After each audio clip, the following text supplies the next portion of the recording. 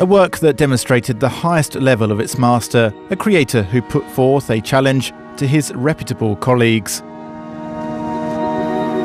A presentation which left an indelible impression on the entire art community.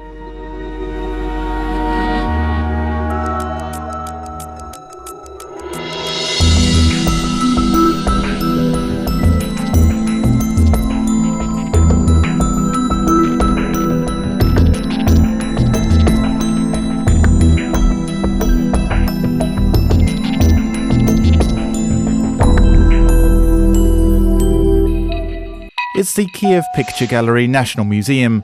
Earlier balls and gatherings were organised here by the Tereshchenko family. Now the museum's workers hold tours and night performances here. The building in which this museum is located was once one of the most chic mansions in Kiev. This estate belonged to the well-known Tereshchenko family of industrialists and patrons of art. Over the 100 years of its existence, this building underwent significant changes. Even the main facade of the building and its interior sustained certain damage. Despite all of this, over a century, this building has not lost its aesthetic beauty and magical attraction.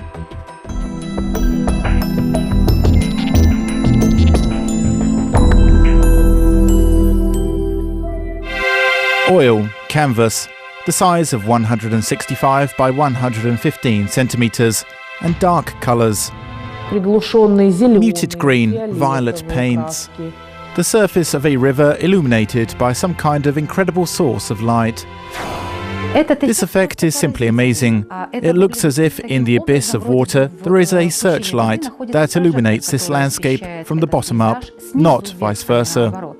As for this very spot, which depicts light shimmering on the water, there is mostly white paint in it, and also a green pigment, which gives the effect of a fluorescent glow to the viewer. And this gives the impression to viewers that the water is really glowing. And there is a dark forest around which you won't see at first, because the bright glow on the water. The beam is the source of the light and is surrounded by a very dark atmosphere, a very dark, dense medium. Thus the entire viewer's attention is focused on this source, and only light source in the canvas. The painting is called Night on the Don. It was created by Arkhip Kuindzhi. It's a typical example of Kuindzhi's nocturnal paintings, which made him famous, thanks to which he stood out among his contemporaries in the genre of landscape painting.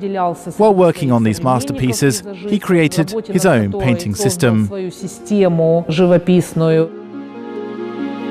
So exactly what kind of system is this?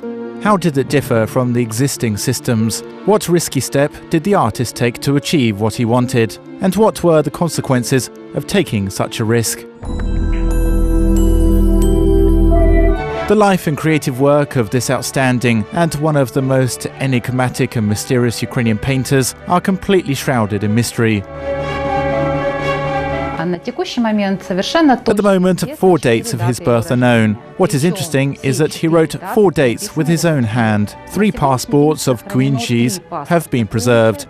In them, different years of his birth were written: 1841 in one of them, 1842 in the second one, and 1843 in the third one. And in the last document, Kuindzhi registered his date of birth as 1841 with his own hand. Researchers gave several explanations for this rather confusing situation. According to one of them, Arkhip Kuindzhi knew the date of his birth, but purposefully concealed it.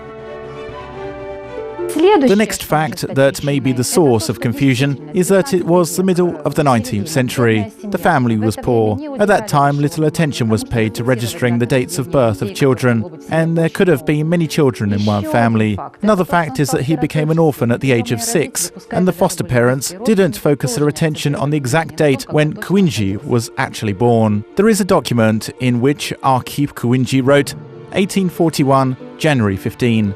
But the date and the month are crossed out. The document was the reason for the assumption that the artist knew the year of his birth, but didn't know the month. In addition to that, in the public register, Arkhip was listed under the name Kuindzhi, which translates as a working man. This meant that he was obliged to start working at a very young age. Many people know that Kuindzhi is a Greek by origin. He was born in the Greek community of the city of Mariupol, in the family of a poor shoemaker. He is Turkish, according to his last name, as his real last name is Kuindzhi, with the accent on the last syllable. In fact, he invented his well-known last name, Kuindzhi, and it was a tribute to his Italian style. He called himself this name, and we also call him by that name. In translation from the Urum language, the original name in fact means goldsmith. Kuindzhi's grandfather was a craftsman, a goldsmith, but the family was poor with many children. Kuindzhi was the youngest child. He had 2 brothers and a sister. Their father was a hard-working man and the breadwinner of the family, but it happened so that the children became orphans early in their childhood.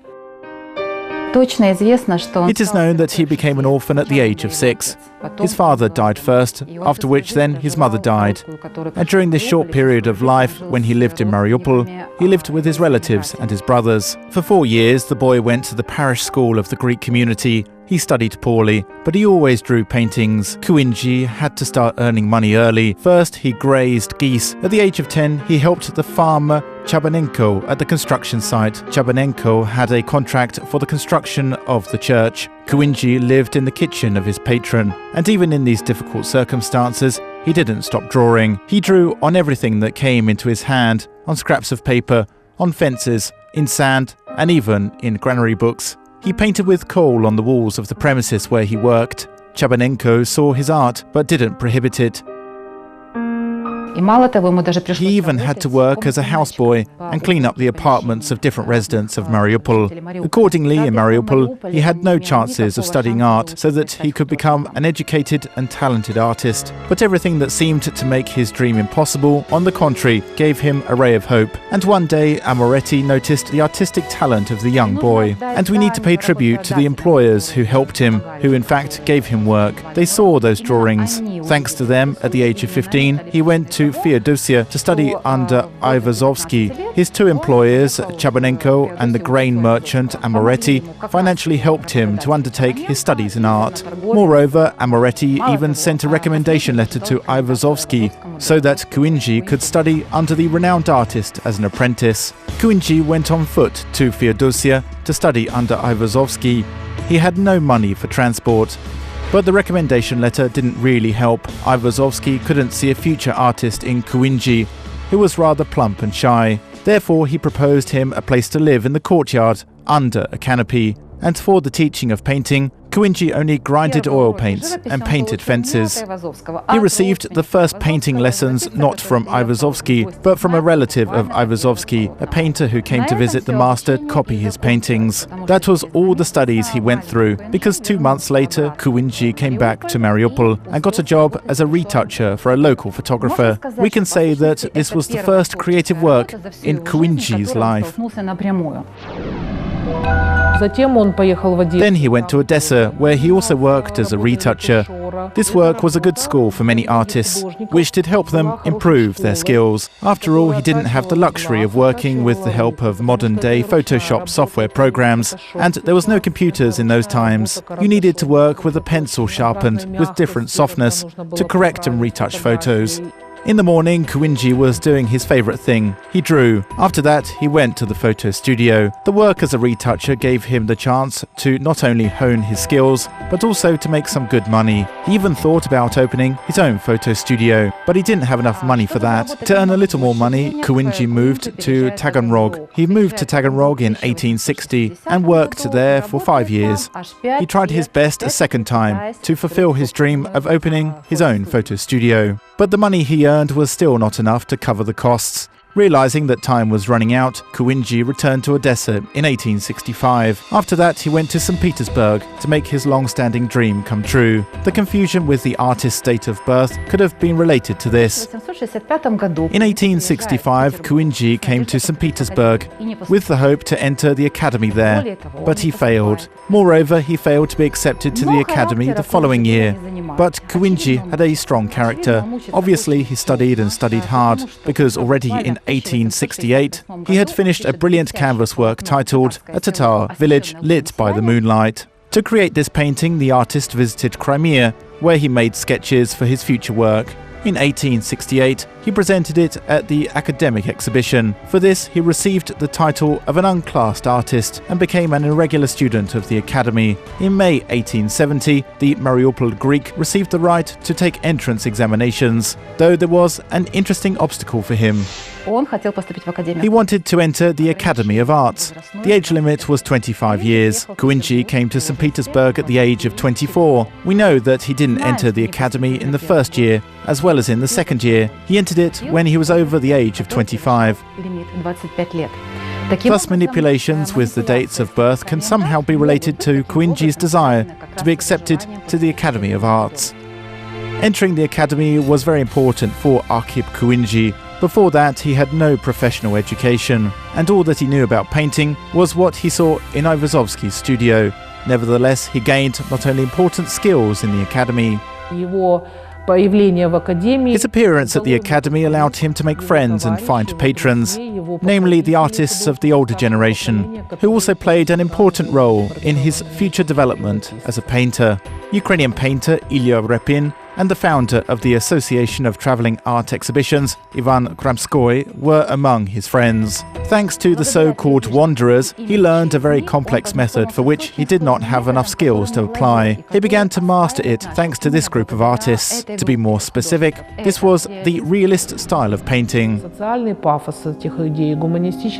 social pathos for these ideas, the humanistic ideals in the paintings of the wanderers, attracted Kuindzhi, and his landscapes dedicated to the Russian village are directly connected with the wanderers' ideology, and more specifically, with their task of showing life as it is in all its manifestations. These ideas and studying the realistic style of art became important things, which were actively explored by Kuindzhi during those years. Under the influence of the wanderers, Kuindzhi created a painting, Autumn Mudslide. He received the title of a class artist and recognition. The paintings created during these years were exhibited at the displays of the Association of Traveling Art Exhibits and were a great success. The name of Kuindzhi and his works became popular everywhere. Believing in his talent, he stopped attending classes at the academy, but in a very short time, Arkhip Kuindzhi parted with those who helped him fulfill his dream of becoming a famous artist.